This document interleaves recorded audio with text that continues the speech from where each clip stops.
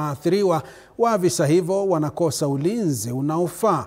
Haya ni kwa mujibu wa mkurugenzi mkuu wa shirika la International Justice Mission Vincent Chahale akizungumza katika mazishi ya msichana Farida Changawa aliyeuliwa kinyama kwa kudungwa kisu na kijana mmoja baada ya kupitia dhulma za kimapenzi katika miaka ya nyuma. Amesema kuwa idara ya mahakama humu nchini na serikali ya kitaifa zinafaa kuharakisha uamuzi wa kesi za dhulma ili kuhakikisha tukio sawia na la Farida halitatokea tena humu nchini. Aidha, shirika hilo limesema kuwa mwaka jana pekee wanaume 5,637 walihusishwa na dhulma za kingono dhidi ya watoto, idadi inayoashiria uozo wa maadili katika jamii humu nchini. Farida Changawa alikuwa mwanafunzi wa kidato cha pili na ameacha mtoto mwenye umri wa miezi 9.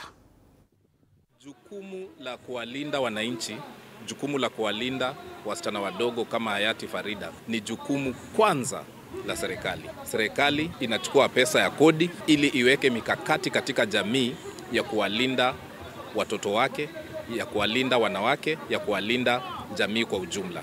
Serikali inafaa iwe imeweka mikakati ili watoto kama hao wasiwe wanadhulumiwa ama wasiwe wanauliwa kama alivyouliwa Farida. Kesi hii ya Farida Changawa tulipatana nayo katika mwaka wa 2021.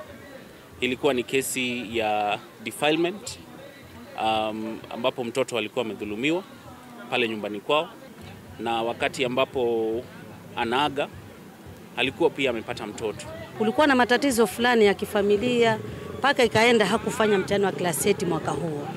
Nikiwa nikihusishwa mimi mama mtaani, nilifika kwa boma yao na ikapatikana Farida hayupo. But sasa sikujua tena Farida yuko wapi.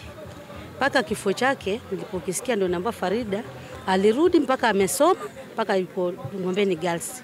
Nikasema basi msichana amefanya jambo la heri, lakini saa hii ndoto zake zimekatizwa mapema na yule mtu ambaye hatumjui ni nani. Na mtazamaji, hivi sasa